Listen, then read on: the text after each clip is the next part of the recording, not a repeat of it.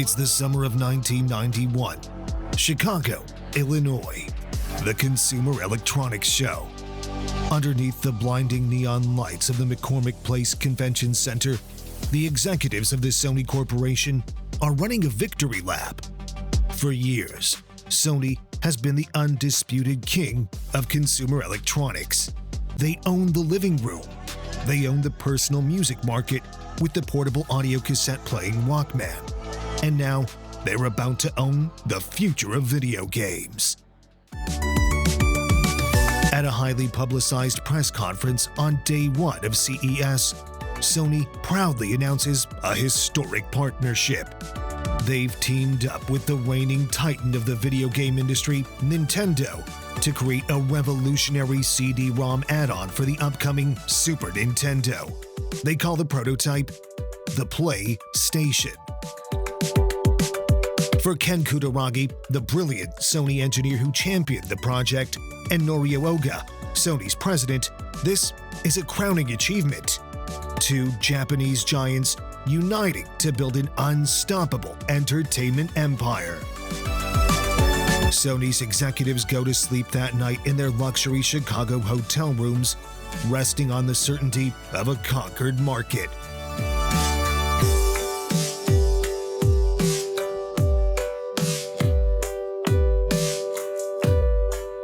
But they don't know what Hiroshi Yamauchi, the ruthless president of Nintendo, has been doing in the shadows.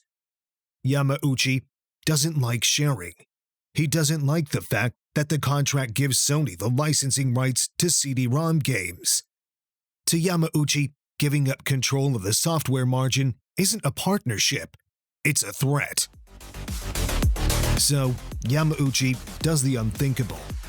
Without telling his partners at Sony, he sends Nintendo of America executives Minoru Arakawa and Howard Lincoln on a secret flight to Amsterdam.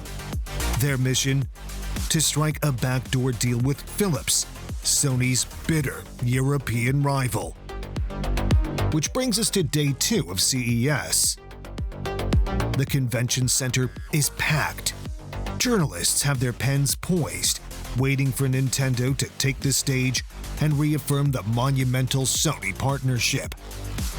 But instead, Howard Lincoln steps up to the microphone.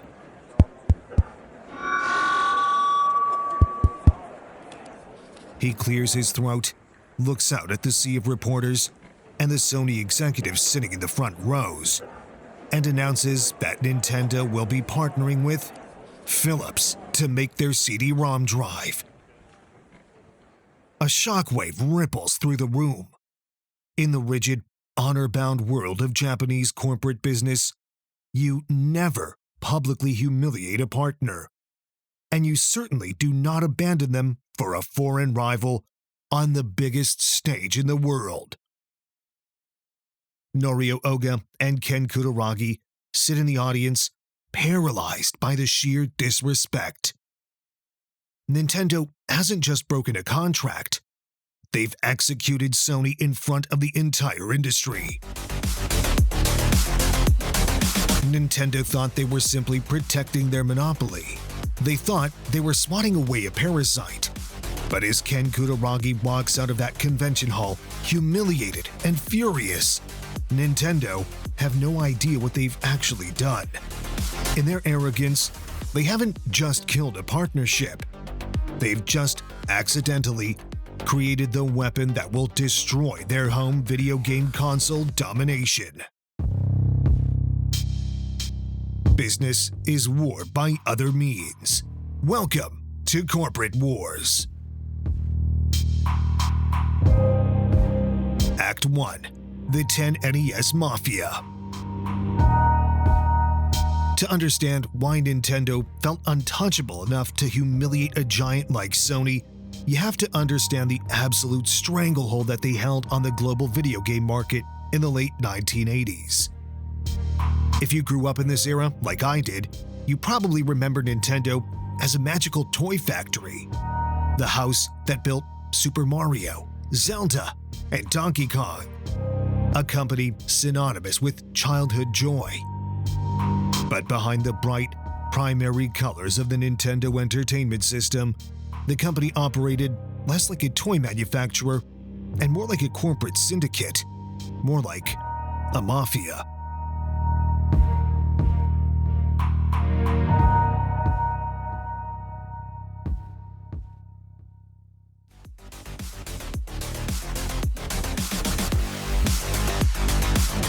By 1990, Nintendo controlled over 90% of the American video game market. Think about that number for a second. 90%. In the cutthroat world of consumer tech, a 90% market share is more than a monopoly. It's an absolute dictatorship. And Nintendo didn't achieve that dominance simply by making fun games. They achieved it through a brilliantly engineered system of technological extortion. It all revolved around a tiny piece of silicon called the 10NES chip.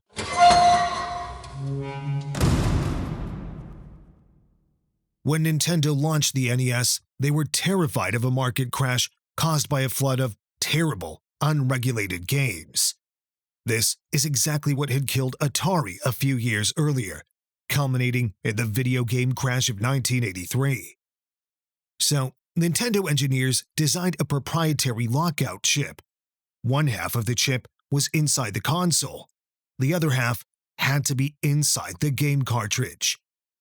If the chips didn't perform a digital handshake, the console refused to load the game.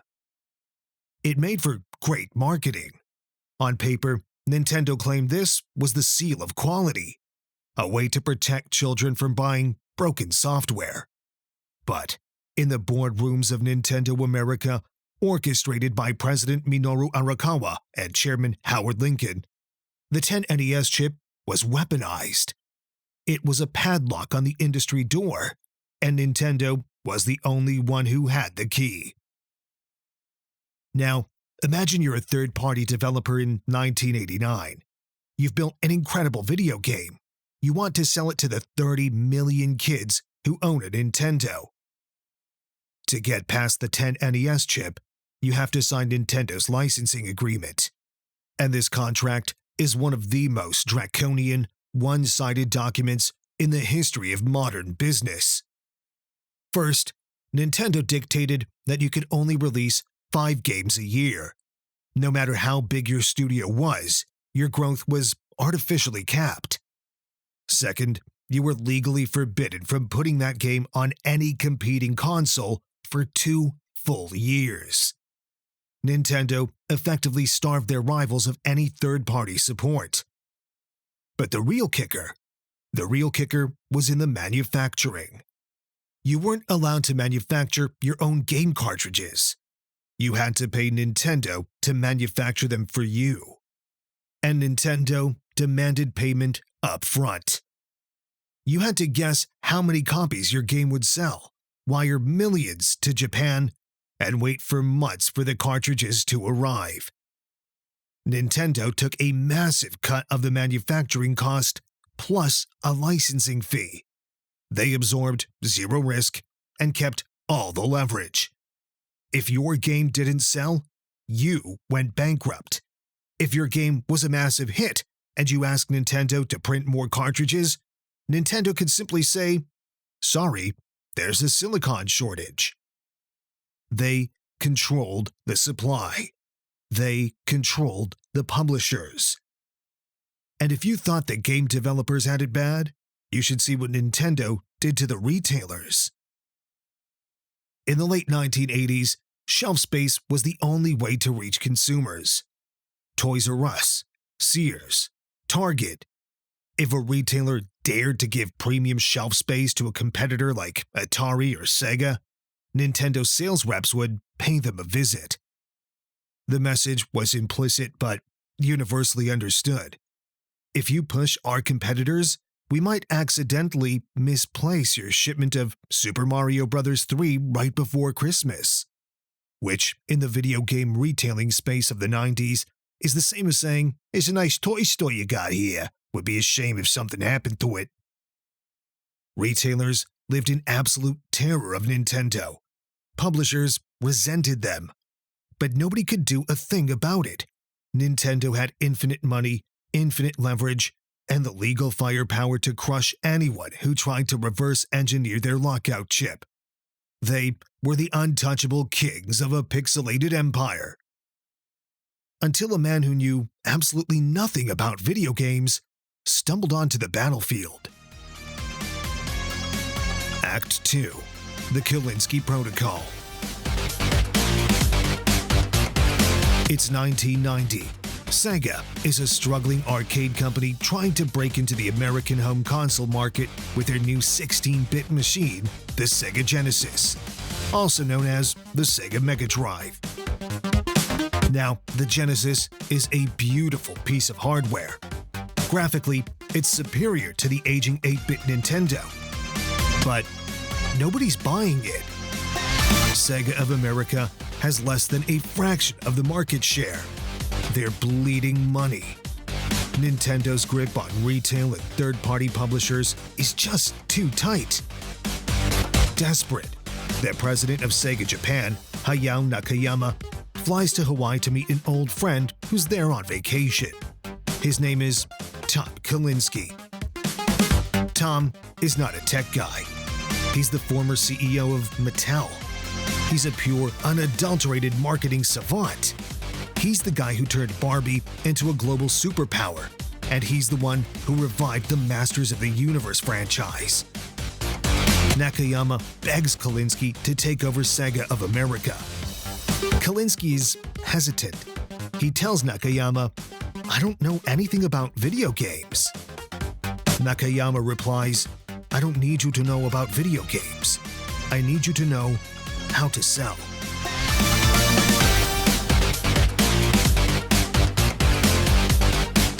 Months later, Kalinske takes the job. He spends his first few weeks at Sega of America evaluating the landscape. He looks at Nintendo's monopoly. He looks at the terrified retailers. He looks at Sega's struggling Genesis console. And Kalinske comes to a terrifying realization. Sega will not win by playing nice. If they play by Nintendo's rules, they'll die. They have to start a war.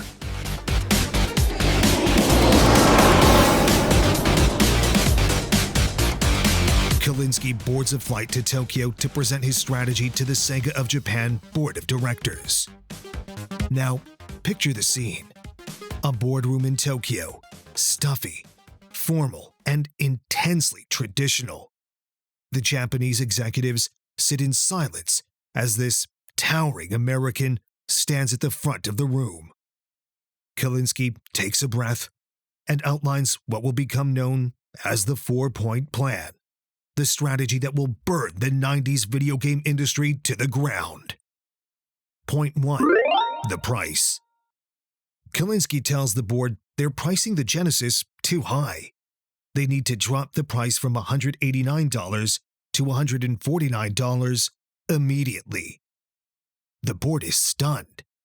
At $149, Sega will lose money on every console sold. Kalinske explains the Gillette Razor model. Give away the razor at a loss, and you'll make billions selling the blades, or, in Sega's case, the games. Point 2. The pack-in.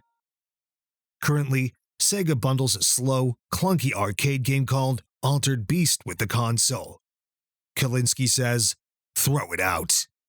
He points to a new, hyperkinetic game being developed by Sega's internal teams, a game featuring a blue hedgehog with attitude. Kalinske tells the board they must give Sonic the Hedgehog away for free with every console. The Japanese executives collectively gasp. Sonic is their masterpiece.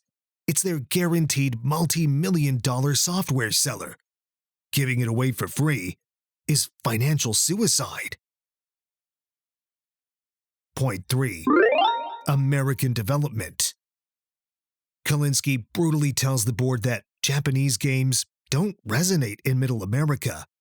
He demands a massive budget to hire American developers to make games for American teenagers. Specifically, violently realistic sports games. And point 4, the marketing war. This is the one that almost gets Kalinske fired on the spot. He tells the board that Nintendo owns the children. Sega shouldn't even try to compete for kids under 12. Sega needs to target teenagers and college students. And to do that, they're going to launch an aggressive, hostile, comparative advertising campaign that mocks Nintendo directly. In Japanese business culture, publicly insulting a competitor is deeply dishonorable. It just isn't done. The room erupts in anger. The executives tell Kalinske his ideas are tasteless, reckless, and insane. The board unanimously rejects the plan. Kalinske stands there, his entire strategy dead in the water. He prepares to pack up his briefcase and fly back to America, defeated. But then, Hayao Nakayama, the president of Sega, stands up. The room falls dead silent. Nakayama looks at his furious board of directors, and then he looks at Tom Kalinske. Nakayama says, "I hired this man to make us successful in the United States. I disagree with everything he just said. But we are going to do it his way." He turns to Kalinske. "Go. Do what you must." Kalinske walked out of that boardroom with the keys to the Sega war machine. He has the green light to take a billion-dollar blowtorch to Nintendo's empire. The 16-bit console war has officially begun. Act 3. Sega does what Nintendo don't. Tom Kalinske doesn't waste a single second. When he lands back in America, he unleashes his dogs of war. He immediately drops the price of the Sega Genesis. He bundles Sonic the Hedgehog in the box for free. And he hires a brash, aggressive advertising agency in San Francisco to execute point 4 of his plan, the marketing war. For the first time in video game history, Sega stops talking about how great their own product is and starts actively destroying their competitor's image. The agency comes up with a battle cry. 5 simple words that will be burned into the brains of an entire generation. Genesis does what Nintendo don't. Sega's commercials are frantic. They are loud. They feature fast cars, screaming teenagers, and direct, insulting comparisons to the Super Nintendo. They paint the Nintendo as a child's toy, a slow, boring gray box meant for little kids who still need their parents' permission to turn on the consoles. If you're a teenager in 1991, Sega is MTV, Nintendo is PBS. But Kalinske knows that marketing is just a smokescreen. What he needs is a technological weapon to prove that the Sega Genesis is actually superior. The problem is, it isn't. The Super Nintendo is technically more powerful in almost every way. So, Kalinske's team invents a lie. A brilliant billion-dollar lie.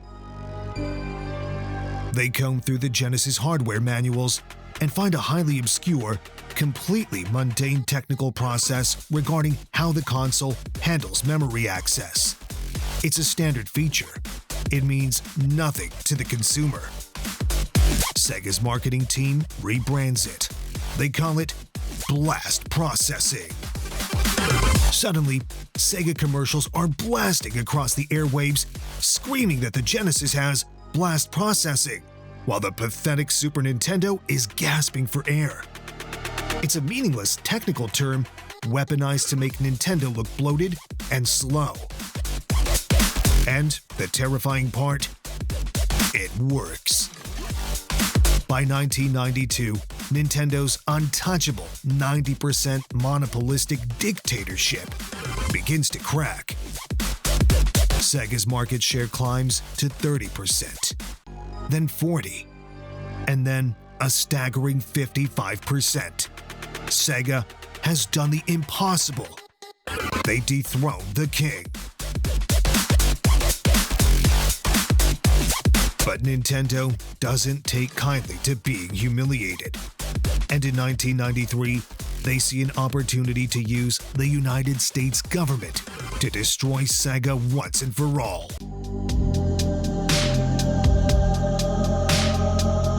In the fall of 1993, an arcade game called Mortal Kombat is ported to home consoles. It's a massive cultural phenomenon, famous for its digitized graphics and hyper-violent fatalities, where players can rip the spines out of their opponents. Sega, leaning into their edgy teenage demographic, allows the game to be released completely uncensored, provided the player enters a secret blood code. Nintendo, terrified of losing their family-friendly image, forces the developers to censor the game. They turn the blood gray and call it Sweat. They replace the spine-ripping fatalities with finishing moves where the characters just politely knock each other over.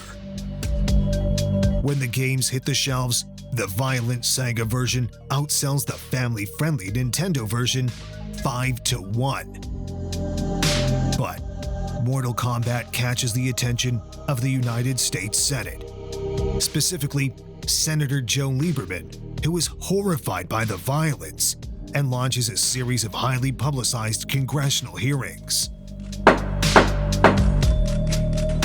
Nintendo sees their opening. Howard Lincoln, the ruthless chairman of Nintendo of America, the man who invented the 10 NES extortion contracts, sits before Congress and he plays the victim. Under oath, Lincoln looks at the senators and claims that Nintendo is a moral, upstanding company trying to protect the children. He points a finger directly at the Sega executives sitting next to him, effectively saying, "We aren't the problem, they are." Lincoln tries to use the federal government to regulate Sega out of existence. It is a bitter, ugly, public mudslinging match. The 16-bit war has escalated from the toy aisles to the floor of the United States Senate. But while Howard Lincoln is busy trying to assassinate Sega in Washington, the president of Nintendo, Hiroshi Yamauchi, is busy assassinating someone else in Japan.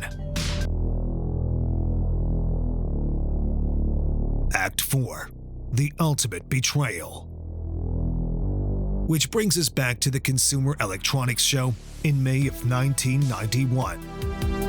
While Sega was busy biting at Nintendo's ankles, Nintendo was looking at a much larger, much more dangerous predator on the horizon: the CD-ROM. Cartridges were expensive and had tiny memory banks. CDs were dirt cheap to manufacture and held hundreds of megabytes of data. Nintendo knew the future was on a disc, but they didn't have the technology to build a CD drive. So they partnered with the masters of compact disc technology, Sony. The agreement, struck in the late 1980s, was simple. Sony would build a CD-ROM add-on for the Super Nintendo. It was called the PlayStation Project. In exchange, Sony would retain the licensing rights for the CD-ROM games.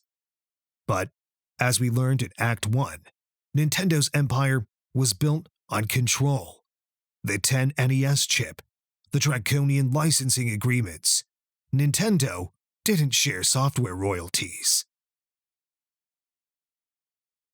As the 1991 CES approached, Hiroshi Yamauchi reviewed the Sony contract, and he panicked. He realized that if Sony controlled the CD licensing, Sony would eventually control the video game industry. Nintendo would be relegated to a mere hardware manufacturer. Yamauchi decided that Sony had to be stopped, completely, publicly. Yamauchi knew he couldn't just cancel the contract. Sony was too powerful. He needed to humiliate them. He needed to show the world that Nintendo was the undisputed master of the market and that even a giant like Sony bowed to them. So, while Sony engineer Ken Kutaragi poured his heart and soul into perfecting the PlayStation prototype, Yamauchi sent Howard Lincoln to Europe to strike a secret backdoor alliance with Philips, a company that agreed to let Nintendo keep all the licensing rights. Which brings us right back to McCormick Place Convention Center. On day one, Sony president Norio Oga stands under the flashing lights and announces the glorious Nintendo-Sony partnership. They have prototype units on display. They are triumphant. On day two, at 9 a.m., Howard Lincoln steps up to the exact same podium. He looks at the press. He looks at the Sony executives. And he announces that Nintendo is partnering with Philips. The betrayal is absolute.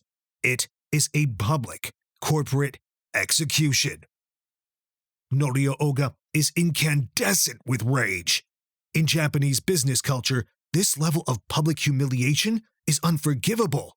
Sony is a proud company. They invented the Walkman. They are a global powerhouse. And this toy company from Kyoto just made them look like fools in front of the entire world. Behind closed doors at Sony headquarters, the executives debate what to do. Most of them want to walk away from the video game industry entirely. They argue it's a dirty, dishonorable business. But Ken Kutaragi, the brilliant, obsessed engineer who built the betrayed prototype, refuses to let go. Kutaragi stands before Norio Oga. He tells the president of Sony that they cannot let Nintendo get away with this. He tells them that the technology they built is incredible. They don't need Nintendo. They don't need an add-on. Kutaragi says, "Let me take this technology and let me build a standalone console. Let us destroy them." Norio Oga, still burning from the humiliation at CES, looks at Kutaragi, and he gives the order. Do it.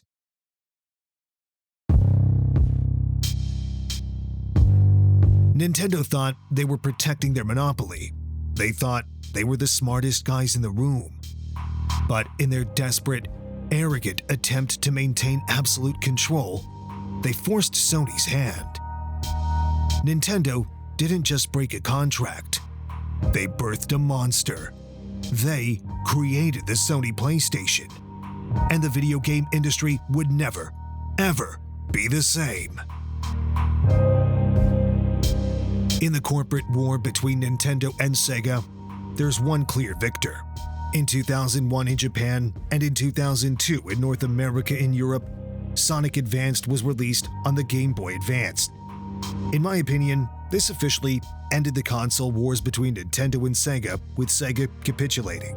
But this was kind of Sega's own doing. The financial strain of the failed Sega Saturn was compounded by the commercial failure of the Sega Dreamcast. Now, the Sega Dreamcast didn't fail because it was a bad system. It wasn't. It failed because it was expensive, because Sega had reputational damage after the failure of the Saturn, and because there was another system emerging on the horizon, the Sony PlayStation 2, the highest-selling video game console of all time. Now, obviously, Nintendo is still around.